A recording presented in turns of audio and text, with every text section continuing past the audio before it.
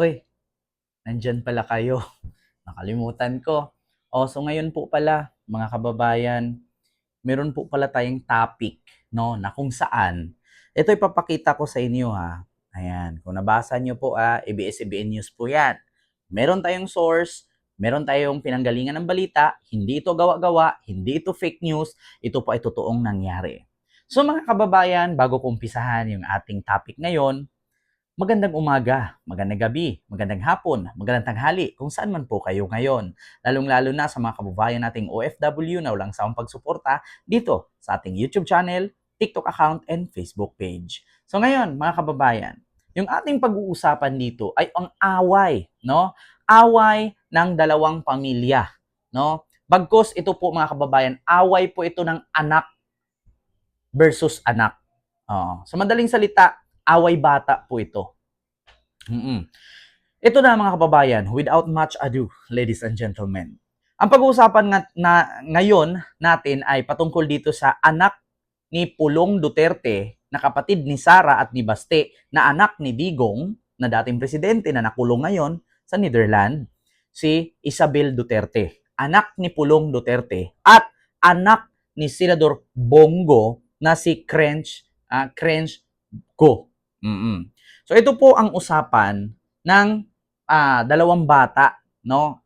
Apo ni Duterte at anak ni Bongo or anak ni Pulong Duterte at anak ni Bongo nagsagutan sa social media. Parang merong hindi pagkaintindihan ang dalawa at parang nagsisihan at parang may baho o sikretong ilalabas ang bawat isa. Oo. So ito po mga kababayan, babasahin ko po. Mainit ang palitan ng tweets ng apo ni Pangulong Rodrigo Duterte at ng anak ni Special Assistant to the President na si Bongo. Oo. Ayon sa ABS-CBN News yan. So ngayon, nag-ugat ang lahat sa tweet ng anak ni Go na si Crench. Parang may sense of entitlement ang dating. Nag-post pa siya sa sale. Weird so weird. Ani Go na tela pasaring sa apo ni Duterte na si Isabel na anak ni Pulong. Parang may sense of entitlement. So, kamakailan naging mainit na usap-usapan ang pre-devo picture ni Isabel, no, sa Malacanang kung saan nag-post pa malapit sa presidential seal ang Dalageta. So yun pala ang nireaksyonan ng anak ni Bongo na lalaki, no, kung bakit nagpa-picture itong apo ni Duterte o anak ni Paulo Duterte sa official seal ng Malacanang. So sabi niya dito, pero sumagot si Isabel sa tweet ni Crench. Weird lang dahil papa mo yung kausap in the process. OMG, shocker.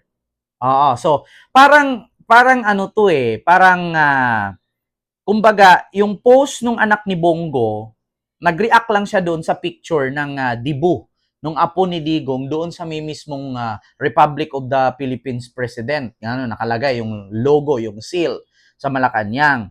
So ngayon, ang sagot naman ng apo ni Duterte na anak ni Paulo ay, weird lang dahil papa mo yung kausap in the process. Oh my God, shocker, sabi niya. So sa madaling salita, bakit ito ang comment ng anak ni Paulo Duterte na weird lang dahil papa mo yung kausap in the process? So actually, si Bongo ang kausap, no, sa telepono na kung saan uuwi na nga ng Pilipinas si Digong at ito ay naaresto ng ICC.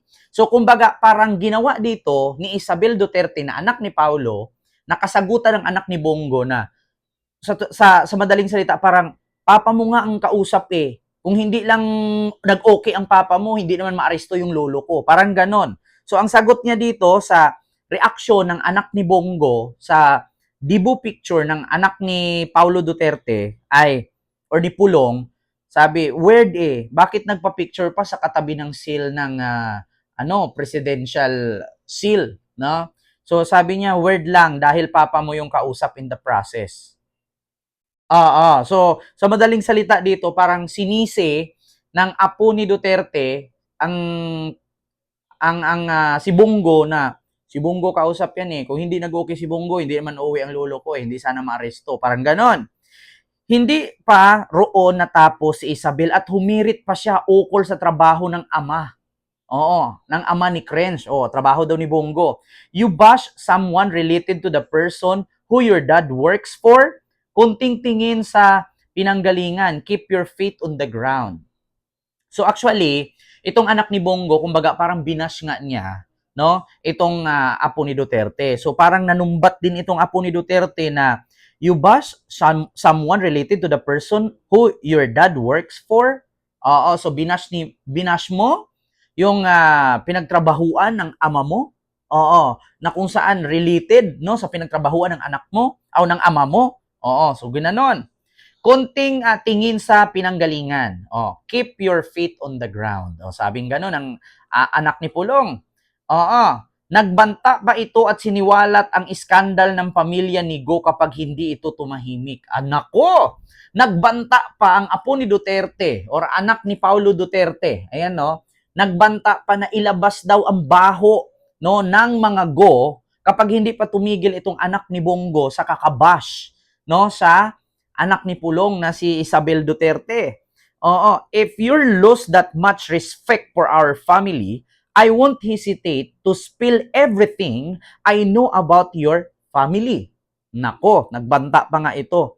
Oh, if you're lost that much respect for our family, oh, I won't hesitate to spill everything I know about your family. Naku, nagbanta pa. Ilalabas nga daw ni Isabel Duterte no? Itong baho ni Go pag hindi tumigil ang anak ni Go sa kakabasa kanya. Pero para sa palasyo, hindi na dapat ito pagtuunan ng pansin dahil away lamang ito ng mga kabataan. Presidential spokesperson does not comment on pretty fight of teenagers. Ani Harry Roque, tagapagsalita ni Duterte. Nako po mga kababayan. Nag-away nga mga kababayan. So eto na nga, merong ano to eh, merong parinigan. Kapag lumala itong iringan nitong anak ni Bongo at ng apo ni Duterte na anak ni Pulong, si Isabel Duterte, ay talagang may mga bahong lalabas nito. Sabi nga niya, kapag hindi mo kung hindi mo katumigil at hindi mo respetuhin ang aming pamilya, ay hindi ako magdadalawang isip na ibulgar ang baho ng pamilya nyo. Naku, naglalabasan ng baho ito. Oo, mga kababayan, Diyos mio marimar, eto na nga, naglabasan na. Parang amoy laglaga na ito. Parang sila-sila na atang pamilya ang magbabangayan nito. Kaya kung kamakailan lang mga kababayan, no, nung nakaraan lang wala pang eleksyon, nitong 2025, nung nanalo na nga itong si Sara Duterte bilang Vice President, ay kung naalala ninyo, minura ni Basti si Bongo. Naalala nyo yon? Nakamakailan lang ay minura ni Basti si Bongo at nagalit si Basti Duterte kay Bongo. Parang merong something weird. Parang I smell fishy about these two families. No? Ako, ayoko namang pangunahan. Bagkus darating ang panahon na parang sila-sila na lang yung nagbabanggaan. Bakit? Tignan mo bigyan ko kayo ng example. May possibility ba na magbanggaan no, ang Duterte at Go? Kasi actually yung loyalty, merong hangganan yan eh. Kahit sabihin natin na si Bongo nagtrabaho kay Digong, may possibility na pagdating sa next generation, magkakaawa yan. Eh, kung magkapatid nga, nagkakaaway sa politika, yan pa kayang hindi man sila magkaano-ano. Diba? Trabahante lang naman si Bongo. Oh, kasi bibigyan ko kayo ng example, may possibility po talaga silang magbabanggaan. Bakit? Si Harry Roque nga ngayon at si Salvador Panelo, na alam naman natin na dikit yung dalawa at isa sila or dalawa sila sa miyembro ng gabinete ni dating Pangulong Duterte, hindi na magkakakilala ngayon. Hindi ko rin lubos maisip at hindi ko rin maintindihan kung bakit nagka-amnesia ba si Salvador Panelo or si Harry Roque, nainggit si Salvador Panelo or nayabangan si Salvador Panelo kay Roque or may sinabi si Roque na manahimik ka na lang kaya wala ka namang magawa. Di ba? Kasi napansin ko yan, si Roque kasi parang si Roque ang pinili na makapunta doon Kasi sabi nga ni Roque, si self-appointed siya, nang sabi niya, siya lang daw ang bukod tanging Pilipino na abogado na pwedeng mai-represent sa ICC. Kasi galing nga daw siya doon sa ICC, lawyer daw siya noon. So, yun siguro, ang hindi nila pagkaintindihan ni Salvador Panelo, nayabangan siguro si Salvador, kaya nung tinanong si Salvador na kumusta daw si Harry Roque, kung bakit nandoon kasama ni Sara, sino yun? Hindi ko kilala yun. Or else, ito lang yan eh, siguro tinanggi siya ni Salvador Panelo kasi may kaso. Ganyan naman talaga ang mga magkakaibigan. Kapag may sabit ang kaibigan, itatanggi mo nang hindi mo kilala para hindi ka madamay. Di ba? May mga ganyang senaryo. Tandaan ninyo mga kababayan, may mga ganyang kwento na kapag ang kaibigan mo may problema, 'di ba, iiwan ka at itatanggi ka na. Parang possibility talaga sila-sila na magbabanggaan nito. Bakit? Maglalabasan ng baho to, magsisihan to bawat isa.